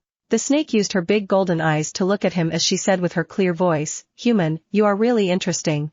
I have lived for over 700 years, but you are the third existence and the second human who asks if I have a name. Very well, even if you reject my offer to form an alliance, meeting someone as educated as you and the fact that you got a good laugh out of me has made the trip here not a waste." Xietain maintained an indifferent and hard-to-read expression. However, the evolved snake would probably want to eat him alive if she knew what he was thinking. "My name is Mei Lin, Queen of 30% of all mutant beasts in the southeastern part of the world. Make sure you don't forget it," said the evolved snake very proudly. Mei Lin had the qualifications to feel proud considering that 30% of all mutant beasts in the southeastern part of the world definitely totaled in tens of millions. However, what caught Xietan's attention was her name. "Chinese?" he muttered subconsciously as he looked at the giant creature a few meters away. "It's not Chinese, it's Mei Lin," said the evolved snake, this time clearly feeling a bit ticked off. "No, it's not that. Just forget it." Xietain shook his head before moving on to the main topic. "Mei Lin, regarding your proposal from earlier. Have you finally made your decision?" Xietain did not answer immediately and instead asked calmly, "Regarding the alliance, would you mind if other soul evolvers join us?" "Don't worry, they will also be powerful and won't be a burden." Mei Lin said nothing for several seconds. She raised her neck and lifted her head to look into the distance and said in a soft but clear voice, "Are you talking about Philip and Zillig?" "Zillig?" Xietain looked back over his shoulder and his eyes fell on the jade-green orc who also seemed to be chatting rather than fighting King Philip. Since the evolved snake knew the name of the King of Gales, then there was no need to think too hard to understand that Zillig was the name of the true leader of the orcs in this part of the world. Xietain turned his focus back to the giant snake and said in a firm voice, "I don't know about this Zillig you speak of, however, the King of Gales will definitely join us." After a few seconds of silence, Mei Lin gently nodded her big head as she said in a thoughtful voice, "That's good too. If Philip joins the alliance, then Zillig will have no choice but to enter as well unless he wants to court death. Besides, our chances of stealing the treasure will be higher that way." "Stealing the treasure?" Xietain felt lost again as he heard mysterious and unfamiliar words.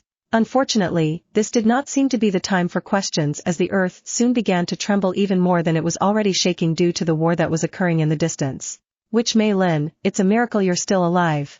A powerful, booming voice thundered in the surroundings. Xietain looked over his shoulder and narrowed his eyes for a brief moment before his expression returned to normal. Even then, the muscles in his body tightened slightly and his entire being went into standby mode, ready for combat at any second. "I don't have any plans of dying before you die, Zillig." The King of Gales and the approximately 70-meter-tall orc approached. The king's body seemed to blink, disappearing from his previous position and appearing over 30 meters away with each step, a visual effect of his high agility as a spear user. As for the giant orc, each step he took was big enough to cover huge distances even though his speed didn't seem to be his forte, so he actually managed to keep up with the king without any visible problems. Now that Xietain had the chance to take a closer look at Zillig, he was a bit surprised to find out that the orc's body was not only jade green in color but his entire skin seemed to be covered with rocks of different sizes that looked like real jades. Furthermore, the true leader of the orcs in this area of the world had a giant shovel on his back. Odd indeed. Zillig looked at Xietain at the same time he was looking at him. After a few seconds, the giant orc said in a powerful voice, "Philip, is this the human you spoke of earlier?" "It's him, Zillig." King Philip nodded and said confidently, "What do you think? This guy will be our trump card this time." Without waiting for a reply from the orc, the king looked at the evolved snake and said in a friendly manner, "Mei Lin, it's been about 300 years since we met but your size practically doubled, haha. Looks like you've been doing well. Philip D. Gales, you sly old thing. Don't think I've forgotten how you stole that rank 3 mountain root back in those days and then ran off. Mei Lin snorted under her breath, but there was no antagonism in her words. Haha, about that. I'll make it up to you someday, I promise. King Philip scratched his head a little embarrassed. To avoid wars that could lead to annihilation, all the kings of the kingdom had come to a friendly agreement with the different leaders of the different races that were within the territory they called their own. The agreement was very simple, and it was to avoid as much as possible that soul evolvers above level 50 tread on the borders of the territories where the other lived, so that disastrous wars that no one wanted to see could be avoided. Bai Zemin watched the interaction between the two sides and could not help but think in his heart if the humanity on Earth that once ruled the world would also have to surrender part of its territory to the zombies. Zillig's thoughtful little humming stopped Bai Zemin's thoughts at the same time as Mei Lin and King Philip turned to look at him. Zillig? What's wrong? The king asked in a deep voice as he saw the giant orc's bizarre behavior. However, Zillig did not reply to King Philip's question and instead continued staring at Bai Zemin as he muttered to himself, clearly you are small. You're even only level 50. But why do I sometimes sense danger and sometimes not? Here you go. Swoosh. Just as everyone stood perplexed at the orc's strange musings, Zillig suddenly swung his right fist ferociously downward straight at Bai Zemin. Zillig, are you crazy? Stop. Neither King Philip nor the evolved snake Mei Lin expected Zillig to launch such a sudden attack just as he seemed to be calmly thinking something. Especially considering that he had traveled a long distance to get here in search of an alliance. Bai Zemin looked at the descending giant fist with no change in his expression. The ground beneath his feet sank and the stones turned to dust even before the attack hit the ground as proof of how terrifying the giant orc's physical strength was. His right fist clenched, and at the same time as his left foot stepped forward, his right foot stepped back. Without activating skills and without any fancy moves, Bai Zemin punched fiercely forward using directly 80% of his total physical strength. Boom! Under the surprised eyes of King Philip and the evolved snake Mei Lin, the two fists collided and a powerful explosion resounded noisily. The shockwave forced both of them back as they did not expect this kind of result at all. Rumble. Amidst the lightning flashes of mana in the sky, the atmosphere rumbled loudly as a result of the clash between the two powerhouses. The visual impact of seeing a small human of 1.80 meters tall with his arm extended forward and successfully stopping the giant fist of a monstrous orc of at least 70 meters tall was simply shocking and suffocating to anyone who looked at it. Bang! Bang! Bang! Bang! Bang! Bang! Bang! After 2 or 3 seconds of stalemate, Zillig's right arm faltered. And with nothing else to do, he was forced to take 5 steps back before finally shaking off the full damaging force of the opponent's punch that traveled from his fist to his legs, subsequently destroying the ground with every step he took. As for Bai Zemin, he did not move from his previous position. However, he did not take the previous clash as his victory, and as he looked at the broken skin on his bleeding fist, a flash of shock shone in his onyx-colored eyes. Chapter 839 Body Transformation. Bai Zemin was very confident in his physical strength, and at the same time his confidence in his defense was very high, especially after he evolved his second-order silver skin skill to the next stage, third-order golden bones back to the 5 silver pagodas in China while still inside the Weaver Ant Cave. Golden bones, third-order passive skill, level 1, your skin becomes so tough that now no pre-evolution weapon outside the annihilation category can break through your defenses. Rank 0 weapons are unable to cut you, and rank 1 weapons are 40% less effective against you. The hardness of your internal organs is multiplied by 2 times the previous stage, and your bone skeleton is now equivalent to a gold skeleton, which multiplies your natural defense x 5 times. Automatically increases your stamina stat by 700 points permanently. With the skill Silver Skin evolving into Golden Bones, Bai Zemin was confident that a mere punch from a third-order existence should not be able to hurt him when he had responded to the attack using 80% of his full physical strength. However, to his surprise and disbelief, his right fist was bleeding and the skin on his hand had indeed been shredded to the flesh. While it was true that the giant orc had had the advantage in the previous clash as he had struck from above down, which added gravity and weight to his already terrifying physical strength, Bai Zemin had not expected this kind of outcome, especially since the other party had not activated any skills. Ha ha ha ha. The powerful laughter of the Orc King attracted Bai Zemin's attention, and looking forward, he saw that Zillig was looking at him with his big sky-blue eyes while his right arm was shaking repeatedly. Zillig looked at Bai Zemin and said with a very friendly laugh, "Human boy, not bad. When that old human king named Philip told me earlier that he had a good addition to our alliance, I had high expectations, but when I noticed that you were only in the First Order, I admit I was disappointed and even felt betrayed. I mean, who in their right mind would expect a level 50 human soul evolver to have enough power to fight the strongest in the world? Don't you agree with me too? Ha ha ha. The Snake Queen Mei Lin and the King of Gales looked at Zillig with wide eyes. Neither of them knew whether to call the Orc King stupid or smart for what he had just done. Well, now that everyone here knows you're this powerful, I think even that witch Mei Lin will feel more comfortable trusting you her tale on the battlefield, don't you? Pa ha ha ha. Zillig, do you want to be frozen to death? Oh, don't be such a bore, old bag. We older folks need some joy in our lives, don't you think? Zemin ignored the two existences of different races and went back to looking at his right fist where the blood ran smoothly even through the combat gauntlet.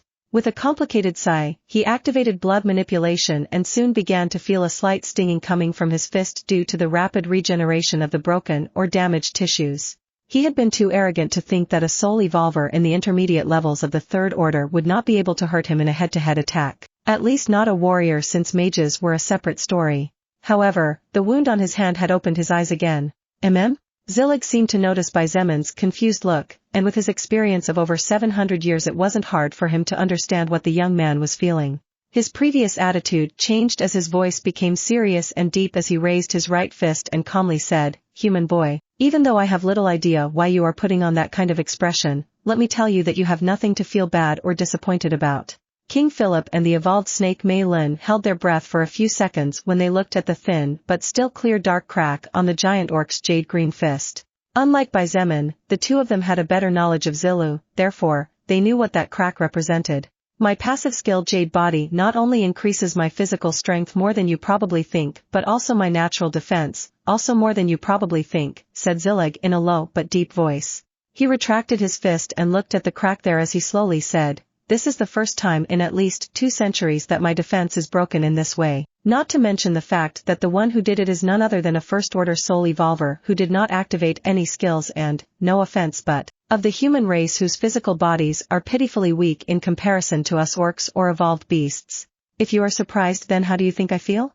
Zemin shook his head and said nothing about it. Even though what Zillig said was true and made a lot of sense, Zemin's goal was just too big, therefore, being hurt like this by someone within the levels he believed he was capable of overpowering was a strong wake-up call. "Then why don't we now discuss regarding this alliance everyone was talking about?" Proposed Zemin, not wanting to linger too much on the previous topic. His priority was the treasure that could be born. Even if it wasn't 100% certain, the possibility of obtaining a legend-grade treasure was something Zemin was definitely not willing to overlook. Before that, King Philip looked at the evolved snake and pointed back, "Mei Lin, aren't you able to do something about that?" Mei Lin raised her head to look to where the King of Gales was pointing. The sound of constant explosions, caused by the activation of magic skills or powerful physical attacks, reached her senses, proof that the war between humans and the other races was still going on. She shook her big head and her soft voice came from somewhere, "I'm afraid that's not possible. Even though those mutant beasts are indeed my subordinates and in normal times they obey me, I can't defeat the soul record.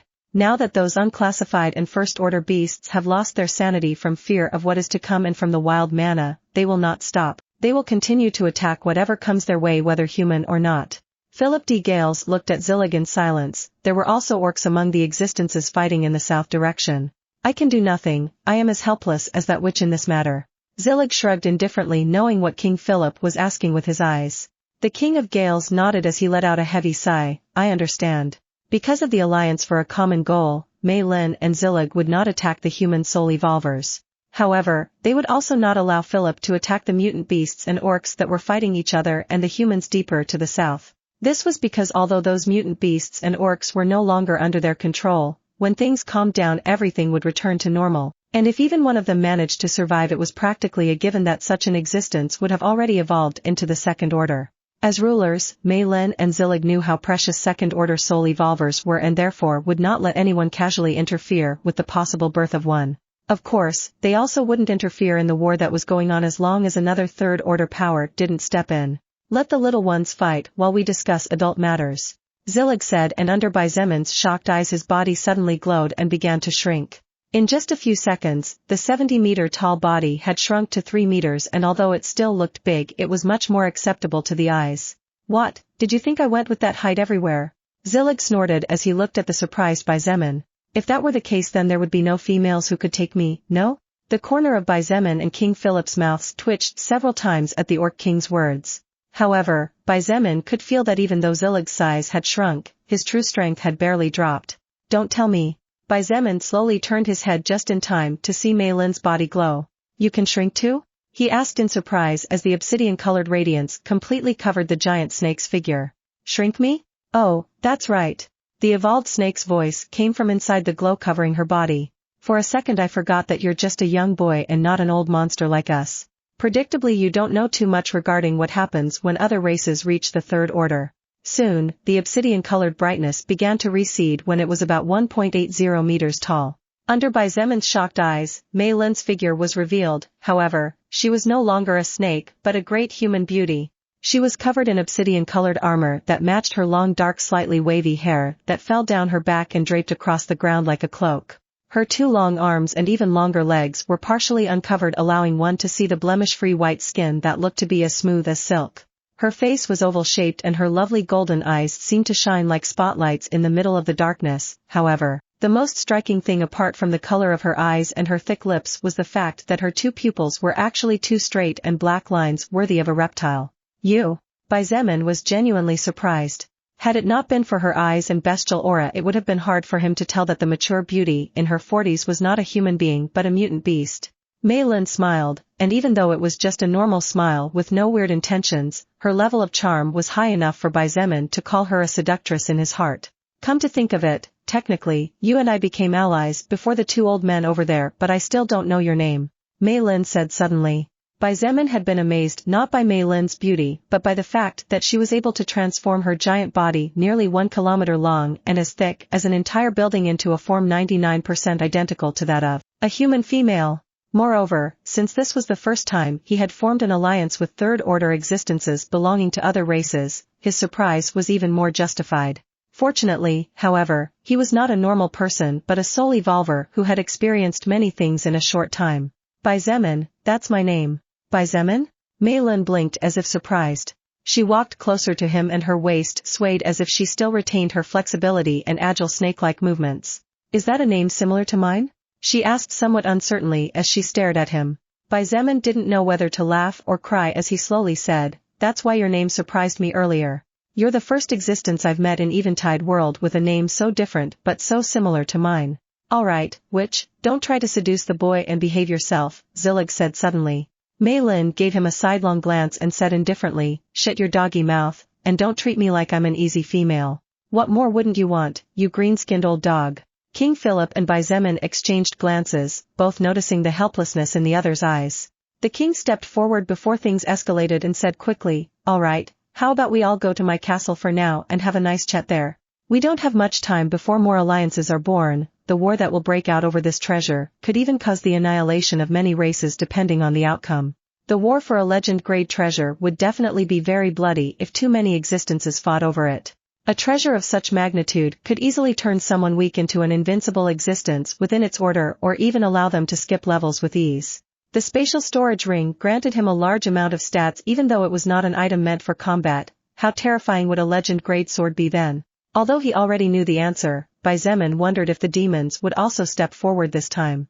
Chapter 840 Her Reasons to Love Him. Time really flies and in the blink of an eye 7 days passed since the third apocalypse broke out. During the 7 days that passed, the war among all races did not stop getting more and more intense to the point where the outside of every human city practically turned into a slaughterhouse and the forests became butcheries where mutant beasts fought each other or other enemies that dared in their paths. The smell of blood could be breathed into the air by anyone who went out into the streets even if they did not go near the walls of the cities in which they lived. 3 days ago, news that shook the entire human race spread throughout Eventide World. One of the western kingdoms of the world, the Syrian kingdom which had a long history of over 6,000 years, had fallen. When the news that one of the 49 kingdoms that sustained the human race was destroyed, each and every human felt as if the ground they were standing on was shaking harder than ever. Unable to believe such news, the kings of the bordering kingdoms sent 2 scouts each, all of whom possessed strength that had already broken beyond level 50. However, to the terror of these 4 kings, the news that these scouts brought back to their kingdoms after 48 hours was chilling. The 5 cities of the Syrian kingdom had been bathed in blood and the more than 9 smaller towns were leveled to the ground. No survivors were found at all and the heads of countless humans were seen hanging on tree branches, their wide-open eyes filled with fear had been eternally etched on those lifeless skulls. With something this huge happening, it was simply impossible for the other kingdoms to stand still, especially considering that whoever had done such a thing was definitely not an unintelligent creature. All of the closest kingdoms, including the Pralan kingdom, sent at least one general above level 90 to scout around and discover something that could lead them to the culprits. In the middle of the forest of the ancients, boom, boom, boom, boom, as the mana tornadoes spun ferociously linking the skies and the earth, the explosions coming from within the forest were joined by the constant blasts of purple lightning flashing through the mana-laden clouds. You have received the soul power of First Order 100-foot Bloodsucker level 46. You have received the soul power of First Order Flaming Hawk level 48. You have received the soul power of First Order Disintegrator Acid Snake level 49. After killing the last enemy around him, Xietain retrieved the whip he had been using as a weapon for the past 7 days, and looking at the bloody mess around him he couldn't help but sigh. I thought that by switching weapons I would be being more delicate with my attacks, but it seems that it's impossible after all, muttered Xietain under his breath as he squatted down to make a deep cut on the First Order snake's head and determine whether or not there was any soul stone inside. Little brother Xietain, haven't you heard the saying? It doesn't matter if the monkey wears silk, at the end of the day, it will still be a monkey. Lilith let out a giggle as she looked at everything while sitting on the thick branch of a tree, swinging her little feet back and forth innocently. Yes, I've also heard the saying that no matter how much a 100-year-old succubus evolves, at the end of the day, it will still be an old granny. Xietain muttered without looking back. Lilith's left eyelid twitched several times. He always brought up the topic of age, which was somehow her weak point. Lilith tried to remain calm as she said with a proud smile, "Is that so? Well, you wish you could hug a certain 100-year-old succubus. Too bad you can't do it because you're too weak." Xietain was not shaken by Lilith's words at all. At the end of the day, the truth was not offensive to him. While cleaning the small dark green soul stone, he calmly said, "Little Lilith, haven't you ever heard this saying? Old cow who wants to eat young grass. It's quite interesting, don't you think?" Ugh. This time Lilith's right eyelid joined the left one, twitching fiercely. Frustrated at not being able to beat him in a joke she started, Lilith snorted and said in a casual voice, "Then wouldn't it be good if we sent the old cow to meet with old bulls? I'm sure there will definitely be many bulls who will want to eat the cow." Xietan's movement stopped for a second and a flash of anger shone in his eyes, but he quickly calmed down and continued wiping away the encephalic matter that was stuck to the sides of the soul stone. Looks like the idea of having a royal harem doesn't sound so bad anymore for some reason," he said in a low voice but clear enough for the succubus in the tree to hear. "Mom said she wanted a lot of grandchildren. We'll need plenty of cows for them to have my calves."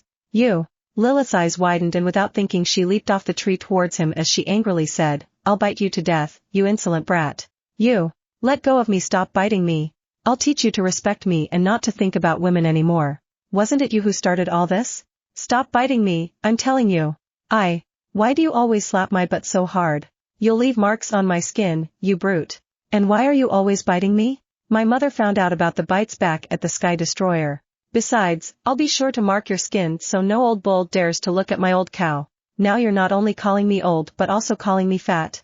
Surnamed by, this lady shall rip your skin off. For several minutes, the pair engaged in what seemed to be a deadly battle. The sound of smacks was followed by cries of surprise from the female, while the male's growls grew louder and louder as he was bitten by her.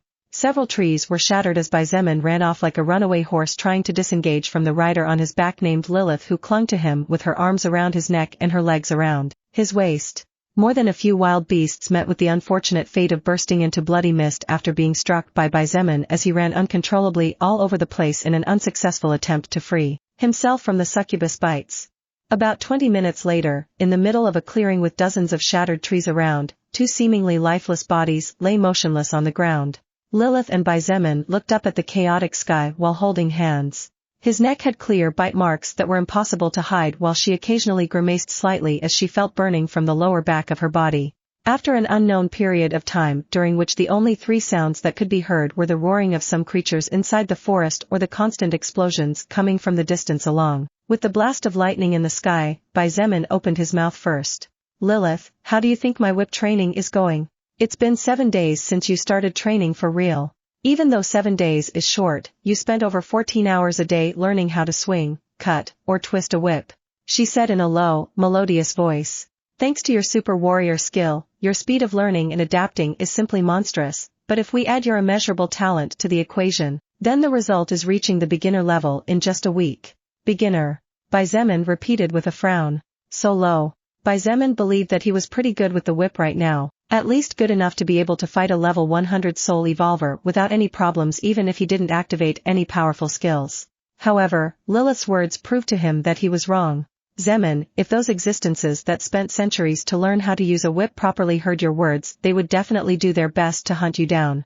Lilith forced a smile and pointed out, to reach the beginner level in mastering a weapon you never used in just a week is insane.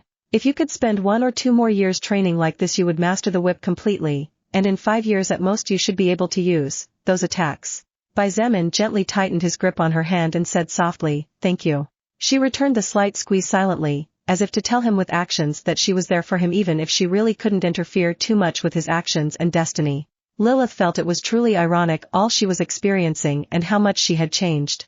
She had come to Earth with the intention of making use of Xietan's power. She never planned to get romantically involved with him or anyone else on the planet, and while Lilith didn't plan to hurt Xietain, she also didn't really care if he lived or died after he paid his debt for the help she gave him.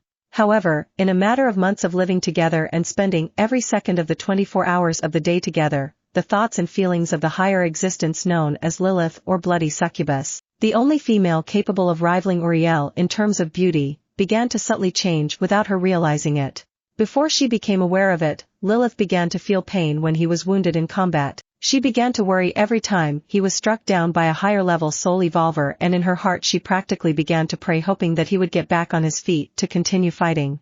Now, Lilith not only didn't care as much as before about the target she had been pursuing for so many years, but somehow hoped that he wouldn't help her since that way Xietain wouldn't have to fall into such a dangerous situation. However, Lilith knew the kind of man the little guy next to her was. Xietain would definitely force her to tell him everything in order to help her when he became strong enough. Xietain would definitely not be happy if he knew that she could never be truly happy unless she completed what she had already started. If someone ever asked Lilith the reason why she fell in love with Xietain, she would have no difficulty in answering. She fell for his perseverance. Every time he suffered wounds capable of making even the proudest higher existence bow down in pain, Xietain gritted his teeth and continued to fight bravely even if he knew that every second that passed only worsened his condition and reduced his chances of survival. She fell for his kindness and decisiveness. Xietain was not only a cruel monster as many made him look like. Lilith had been there for almost every one of his most important moments, so she knew that deep inside that indifferent and cold exterior was a very gentle guy who had locked himself away because life had forced him to. The number of good-hearted living beings that Xietain had helped with his actions either directly or indirectly was undoubtedly gigantic, but he still knew when he needed to be firm in his decisions even though he knew that the outcome would still not leave him satisfied despite being the best. She fell for his values. Nowadays and for evolved beings, words were worth less than the mana that could be found everywhere. Lilith knew countless living beings, even the so-called angels that many existences worshipped as righteous and free of impurities, but she would have trouble pointing out even one that had not broken its word once. However, at least during the time she had been by his side since the beginning of his evolutive path, Lilith had yet to find an event in which Xietain had not kept his word no matter how difficult his promise was to keep. There were so many reasons she had to say regarding how she fell in love with him that if Lilith's life was a light novel of the kind Xietain loved so much it would probably take a whole chapter and the author would surely be cursed by its readers. Let's go back to the castle, Xietain said after several minutes of silence. Lilith nodded obediently like a little wife and followed him closely on the way out of the forest in a southerly direction. When Xietain arrived at the castle, he was immediately stopped by a pretty young maid with reddish hair. Lord Xietain, His Majesty Philip requested that when you return to the castle to inform you that he will be waiting for you in the throne room. Besides, this is just a personal thought, but it seemed to be something urgent judging by the angry expression on His Majesty's face, said the young maid as she looked at Xietain with eyes full of admiration. Xietan's feats had already become known throughout the world. He had gone from being an unknown nobody to a living legend after ending the life of the much-feared Shadow Killer, and from the point of view of many citizens his importance to the kingdom was even higher than that of the king himself, making Xietain one of the most important cornerstones for Gales. Just as men sought out beauties, beauty sought out heroes, and Xietain was not only a handsome young man but also had enough power to guarantee a safe and luxurious life to any woman who was fortunate enough to be his chosen partner. Therefore, the number of females in the kingdom and the world at large who were waiting for the perfect opportunity to win his favor at any cost was not small. Xietain nodded and thanked the young girl before heading straight for the throne room. He was now familiar enough with the structure of the giant castle to not get lost.